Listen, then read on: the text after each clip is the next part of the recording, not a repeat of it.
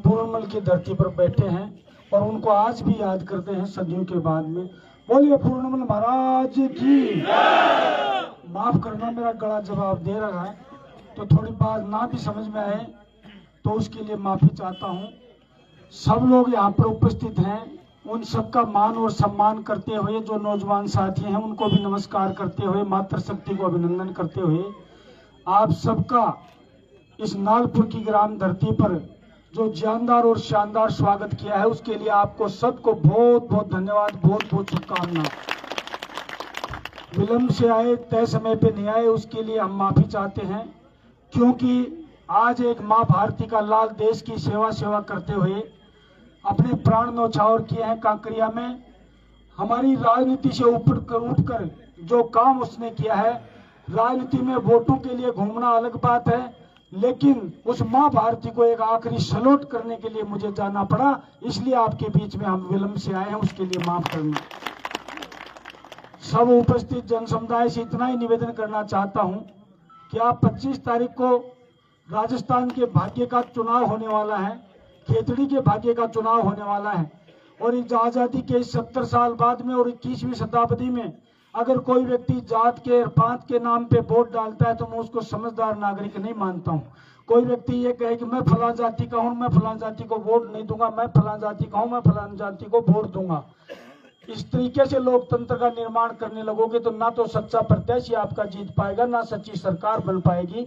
आग्रह करता हूं, आप तो पढ़े लिखे लोग हो, ये गांव पढ़े लिखे लोगों का है, कम से कम 70 वर्ष बाद में सही मूल्यांकन करना तो सीख जाओ।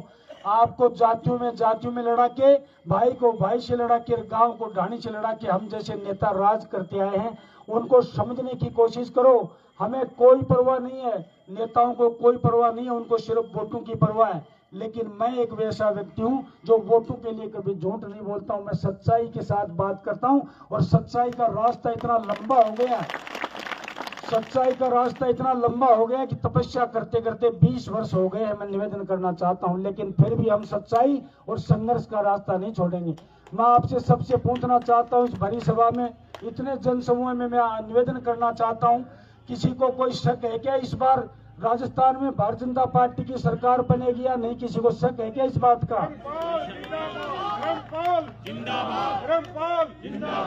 देखिए, निश्चित रूप से राजस्थान में भारतीय जनता पार्टी की सरकार बन रही है, और वो भी तुक्के से नहीं बन रही है। 200 में से 150 प्लस सीट आएंगी और राजस्थान में भारतीय जनता पार्टी का मुख्यमंत्री बनेगा निश्चित रूप से। खेतड़ी विधानसभा से आप भारतीय जनता पार्टी को जिताते हो, आपके कैंडिडेट को जिताते हो, राज्य सरकार भारतीय जनता पार्टी की होगी, आपका विधायक भारतीय जनता पार्टी का होगा, और दुनिया की कोई ताकत रोक नहीं सकती। लगातार तीसरी बार दिल्ली में नरेंद्र मोदी को प्रधानमंत्री बनने से कोई रोक नहीं सकता। आपसे निवेदन करना चाहता हूं, आग्रह करता हूं, जब दिल्ली की सरकार बीजेपी की, राजस्थान की सरकार बीजेपी की और आपका खेतड़ी का विधायक बीजेपी का, तो विकास की गति 3 गुना होती है। ये डबल इंजन की सरकार है, वो 3 गुना विकास की सरकार होती है। इसलिए विकास के साथ चलना सीखो। कब तक आप जाति पाति में बटे रहोगे? कब तक धर्म और समुदाय में बटे रहोगे?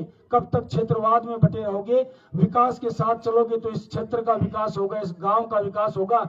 और ये जो क्षेत्र इस कड़ी से कड़ी को जोड़ना नहीं जानता, वो विकास से पिछड़ा हुआ है, वो विकास से पिछड़ेगा निश्चित रूप से। मैं आपसे एक सवाल करना चाहता हूं, इस राजस्थान की विधानसभा में कभी बसपा की सरकार बन सकती है क्या? कभी आपके जमाने में, या आपके बेटों के जमाने में, या आपके पोतों के जमाने में, कभी सपने में बसपा की सरकार बन सकती है क्या यहाँ पे राजस्थान में? तो जब बसपा की सरकार नहीं बन सकती तो किस आधार पे आप लोग वोट डालते हो?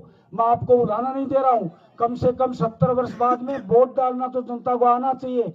मैं ज्ञानी नहीं हूँ, लेकिन सब लोग आप ज्ञानी हो। विकास से हम लोग खुद पिछड़ते हैं। सरकार किसी की बन रही है और साथ किसी के हो लेते हैं। वो बैठ के विधानसभा में 5 साल आ जाते हैं, कोई काम नहीं होता। जब सरकार का नुमाइंदा होगा और सरकार जिसकी होगी वही विकास का पैसा लाएगा। आग्रह करना चाहता हूँ, पैसे की अकड़ में किसी को चुनाव नहीं लड़ना चाहिए। पैसे की अकड़ से जो लोग चुनाव लड़ते हैं, हमारा एक भाई है, मेरा ही पड़ोसी है, जो हाथी पे बैठ के पैसे की अकड़ से इस देश को खरीदना चाहता है, इस राजस्थान की जनता को खरीदना चाहता है। और इस खेतड़ी की जनता को खरीदना चाहता है। मैं कहता हूं दुनिया के किसी खजाने में इतनी दौलत नहीं जो इस बुजुर्ग का आशीर्वाद खरीद सके, इस नौजवान की जवानी खरीद सके और इन माताओं बहनों का आशीर्वाद खरीद सके। दुनिया की किसी खजाने में इतनी दौलत नहीं है। ये तो वो जिला है झुंझुनू जिला, और ये वो तहसील है खेतड़ी जो पैसे की अगर तो इसने बिरला की भी निकाल दी थी। एक बार जमाने में चुनाव हुआ था, बिरला जी ने चुनाव लड़ा था और बिरला जी के सामने एक गरीब किसान और जाट का बेटा शिवनाथ गिल ने चुनाव लड़ा था। उस वक्त तो दुनिया का सबसे बड़ा पूंजीपति था, लेकिन ये स्वाभिमानी जनता झुंझुनू की उस वक्त भी एक गरीब के बेटे को जिताया और बिरला को हराया, ये इतिहास गवाह। तो इस वजह से आप लोग वोट डालना बंद कर दो। मैं तो आपके हित की बात कर रहा हूँ। मेरा तो संघर्ष बहुत लंबा हो गया है। मैं तो महाराणा प्रताप हो चुका हूँ, मेरे किसी चीज का असर नहीं होता है। वोट डालना सीख जाओ। आपसे आग्रह करता हूँ, ये लोग आपके सुख और दुख के लिए राजनीति नहीं करते हैं, ये सिर्फ अपना धंधा बढ़ाने के लिए और धंधा सुरक्षित रखने के लिए राजनीति करते हैं। जातिवाद की बात करते हैं। कौन सी जाति की बात करते हो? जो शहीद कांकरिया में हुआ, भाई नरेश कह रहा था उसकी कोई जाति होती है क्या? देश की रक्षा करने वाला बॉर्डर पर इस माँ भारती का लाल है, ना वो गुज्जर का बेटा है, ना वो जाट का बेटा है, ना कोई राजपूत का बेटा है। फौजी एक भारत माता का बेटा है। फौजी भारत माता का बेटा होता है, सिर्फ और सिर्फ वो भारत माता की रक्षा के लिए लड़ता है। आज उसकी शहीद की देह पर, उसके चिता पर 2 फूल चढ़ाने लायक जो लोग नहीं हुए, वो इस तहसील का विकास क्या करेंगे और भला क्या करेंगे? इसलिए इन चीजों को समझना सीखो। सिर्फ आए जिसकी तालियां बजाती रहे, जिसकी गाड़ी में बैठ लिए, इससे ना तो लोकतंत्र का निर्माण होगा, ना खेतड़ी का विकास होगा। विकास के जिम्मेदार हम स्वयं लोग हैं।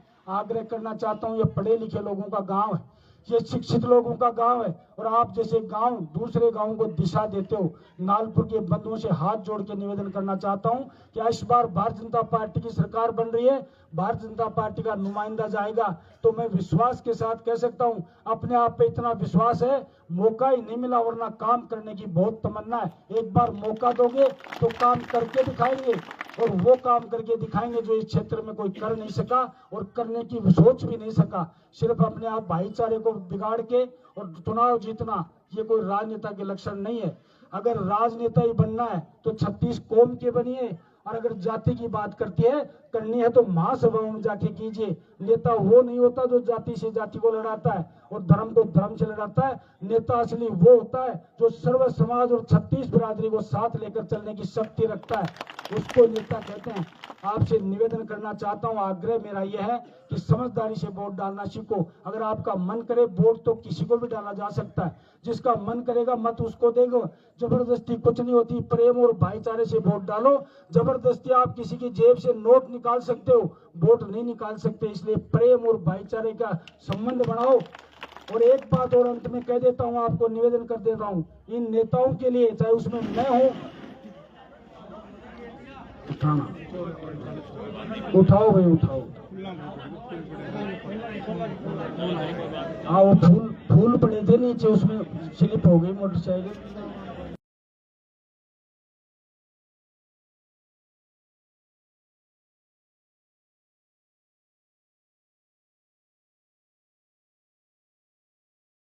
बात बहुत जल्दी समाप्त करूंगा।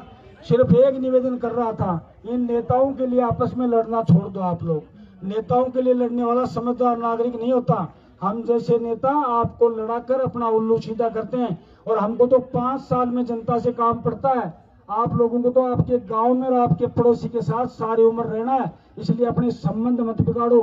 नेताओं के लिए अपना भाईचारा बिगाड़ने वाला समझदार नागरिक नहीं होता। भाईचारा कायम रखो, क्योंकि नेता अपना स्वार्थ जब होता है, जो आपकी लड़ाई को छोड़ देता है, जो आप तो आपस में लड़ते रहते हो, नेताओं का स्वार्थ होता है तो रात रात में एक हो जाते हैं। जैसे प्रधानी के चुनाव में पिछली बार रात रात में एक हुए और आप लोग लड़ते रहे, आपका संबंध खराब हुआ, आपका आना जाना बंद हो गया, बोलना चालना बंद हो गया, जीवना जूठना बंद हो गया, और आपकी बोलचाल बंद हुई। लेकिन नेताओं को कोई फर्क नहीं पड़ता है। हाथ जोड़ के कहता हूं, भाईचारा कायम रखो, प्रेम और भाईचारे से वोट डालो।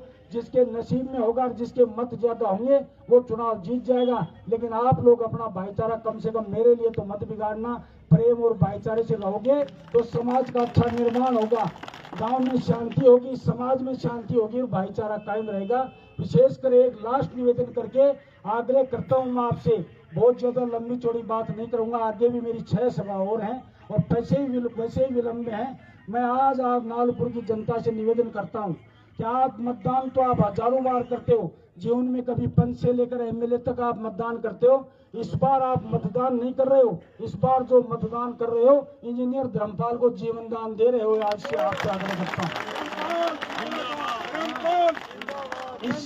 इससे बड़ी बात मैं कोई कह नहीं सकता। आग्रह करता हूं, मेरी इस अपील को पूरे नालपुर वासी और आसपास के सभी जो नौजवान और बुजुर्ग बैठे हैं आशीर्वाद करेंगे और सहयोग करेंगे। इन्हीं शब्दों के साथ आपकी बात, मेरी बात समाप्त हुई। पुनः एक बार आपको बहुत बहुत धन्यवाद। सबको राम राम। बहुत बहुत धन्यवाद। Engineer Dharmpal, engineer Dharmpal, engineer Dharmpal.